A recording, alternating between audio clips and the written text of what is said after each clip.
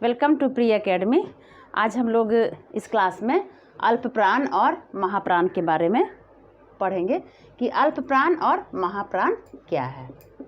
हाँ, ऐसे प्राण का मतलब क्या है? हवा, ठीक है। प्राण, प्राणवायु जिसको हम लोग कहते हैं। अब है ये अल्प प्राण और महाप्राण। किसी भी प्रतियोगिता परीक्षा में जो भी प्रश्न आता है वो इसकी परिभाषा नहीं आता है कि अल्प प्राण किसे कहते हैं या फिर महाप्राण किसे कहते हैं। इसमें क्या प्रश्न आता है कि कुछ ध्वनियाँ दी हुई रहेंगी और उसमें चूज़ करने के लिए कहा जाएगा कि इसमें से अल्प प्राण क्या है और महाप्राण क्या है। अब अल्प प्राण क्या है कि जिन व्यंजनों के उच्चारण में कम हवा निकले, ठीक है, कि जिन व्यंजनों के उच्चारण में कम हवा निकले।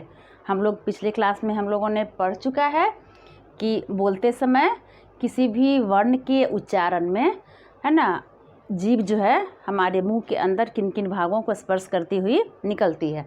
तो ये हम लोग पिछले क्लास में पढ़ चुके हैं। तो अब देखिए क्या है कि जिन व्यंजनों के उच्चारण में कम हवा निकले उसको अल्प प्राण कहते हैं, ठीक है। उसको क्या कहते हैं? अल्प प्राण कहते हैं। अब है कि अल्प प्राण में ये मैं क्या लिखी हूँ, पहला, तीसरा और पांचवा, ये है कि प्रत्येक वर्ग, ठीक है, प्रत्येक वर्ग का पहला, तीसरा और पांचवा। अब वर्ग भी पता होगा, वर्ग क्या है, जैसे कि क वर्ग, च वर्ग, ट वर्ग, त वर्ग और प वर्ग, तो उसको हम लोग वर्ग कहते हैं। अब क वर्ग में क्या क्या आता है? क, ख, ग, घ और अंग। ये हमारा एक वर्ग हो गया। अब है कि प्रत्येक वर्ग का पहला ये क, तीसरा ग और है पांचवा अंग। तो पहला, तीसरा और पांचवा ये हमारा क्या हो गया? अल्प प्राण हो गया, ठीक है। इसको याद कर लीजिएगा कि ये अल्प प्राण है हमारा, क, ग और घ, ये अल्प प्राण है। अब इसमें से क्या बच गया हमारा? ख बच गया और घ बच गया। अब ये दोनों देखिए क्या है। अब ये दोनों क्या है कि जिन व्यंजनों के उच्चारण में अधिक हवा निकले, जिसके कि उच्चारण में अधिक हवा निकले, वो हमारा महाप्राण कहलाता है। अब महाप्राण में दूसरा और चौथा, यानी कि प्रत्येक वर्ग का दूसरा और चौथा, ठीक है, ये हमारा हो गया महाप्राण। इसको भी याद कर लेंगे कि ग, क और अंग ये अल्प प्राण है और ख और घ ये हमारा महाप्राण है, ठीक है। एक बार मैं इसको क्लियर कर देती हूँ, एक बार फिर से लिख देती हूँ। क, ग और अंग ये है अल्प प्राण और ख और घ ये है महाप्राण। सिर्फ इसमें याद रखना है अल्प प्राण में पहला, तीसरा और पांचवा, ये याद रखना, इसको याद कर लेना है। और महाप्राण के लिए दूसरा और चौथा, यानी प्रत्येक वर्ग का दूसरा, चौथा, और अल्प प्राण में है प्रत्येक वर्ग का पहला, तीसरा और पांचवा, ठीक है। अब है कि कुछ नोट करने के लिए है कि य और ल व ये क्या है, ठीक है ना। अब य और वो क्या है? अर्ध स्वर। य और वो क्या है हमारा? अर्ध स्वर है, जो कभी स्वर होता है और कभी व्यंजन होता है। य और वो क्या है हमारा?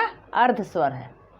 रो हमारा क्या है? लुंठित है, जिसके उच्चारण में जीभ तालू से लुढ़ककर स्पर्श करता है। रो हमारा क्या है? लुंठित है, जिसके उच्चारण में जीभ तालू से लुढ़ककर स्पर्श करता है। रो है ये। ल क्या है? पार्श्विक है, जिसके उच्चारण में हवा जीभ के बगल से निकल जाए, ये है पार्श्विक। ये भी क्वेश्चन एग्जामिनेशन में आता है विभिन्न प्रकार की प्रतियोगिता परीक्षाओं में। अल्प प्राण, महाप्राण, इन वर्णों में क्या क्या है और य और वो क्या ध्वनि है, रो क्या है और लो क्या है, तो इसको आप लोग नोट में लिख सकते हैं। य और वो अर्धस्वर है, र लुंठित है और ल हमारा पार्श्विक है, ठीक है। और अल्प प्राण और महाप्राण में प्रत्येक वर्ग का पहला, तीसरा और पांचवा, महाप्राण में है दूसरा और चौथा, इसको भी आप लोग नोट कर सकते हैं। और अभी मैं बताने जा रही हूँ कि किस टाइप से प्रश्न जो आता है वो मैं बता रही हूँ, इसको आप लोग नोट कर सकते हैं।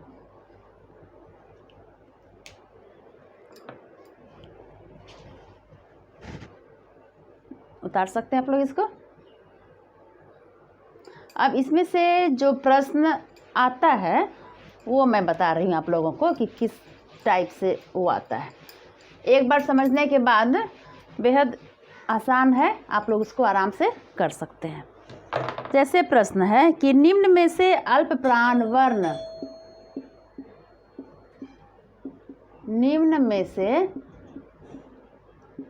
अल्प प्राण वर्ण कौन से हैं?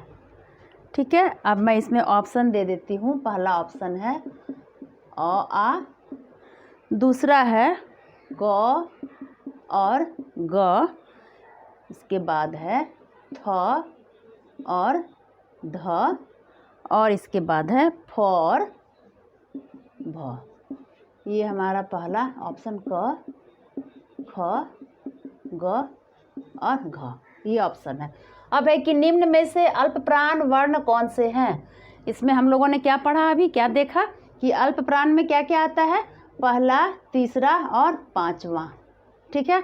अब इसमें से पहला, तीसरा क्या है, पांचवा तो इसमें दिख नहीं रहा है। ठीक है। प्रत्येक वर्ग का, तो ये तो अ नहीं होगा, पहला ये दिख रहा है और तीसरा ये दिख रहा है, यानी कि क, ख, ग, घ और अंग। तो पहला भी दिखा और ये तीसरा भी दिखा, तो ये हमारा आंसर राइट होगा। थ ध भी नहीं है, ये भी नहीं है और ये भी नहीं है। ठीक है। तो इसी तरह से महाप्राण में भी प्रश्न आया हुआ है। ये जो प्रश्न है आपका, ये रेलवे के एग्जामिनेशन में ये पूछा गया है कि अल्प प्राण और महाप्राण क्या है। उसी तरह अगर हम लोग महाप्राण के बारे में देखें तो महाप्राण में हमारा क्या है, दूसरा और चौथा है।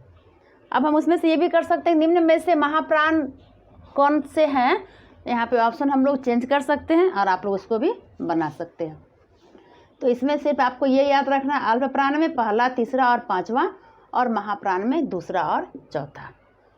ठीक है। इसको आप लोग देख सकते हैं और याद कर सकते हैं।